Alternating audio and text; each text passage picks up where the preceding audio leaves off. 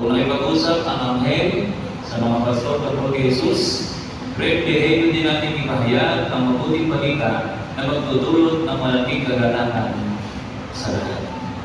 Kaya naman, ano natutunan natin sa kabuuan ng simposyon na ito?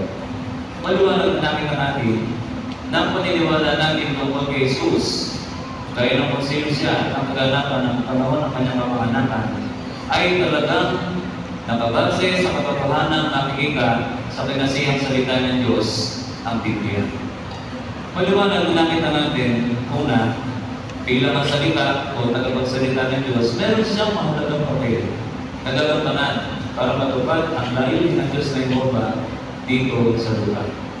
Ikalawa, nakita natin ang kahulugan ng pangalan niya, na si Jehova ang kaligtasan. Kaya naman, magtutulong ito sa ating lahat na tulungan ang lahat ng uri ng mga tao na nakilala si Jehova at nakilala ang kanyang bugtong anak. Sa kabilang balik naman, mga kapatid at mga kaibigan, tagihan natin ang lahat ng tradisyon, turo, paniniwala na salungat sa pinasihang salita ng Diyos, ang Biblia, may kinalaman sa kapanganakan ng Jesus.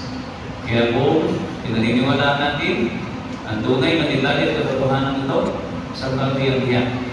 Tatanggap tayo ng saganang pagpapala mula kay Jehova.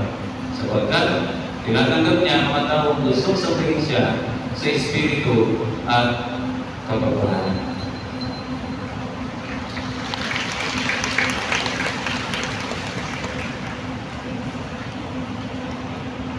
Salamat mga kapatid. Nakita namin na talagang nakabase sa Biblia ang mga paniniwala natin. Inaanyahan namin kayo na tumayo at sama-sama natin gawitin ang awit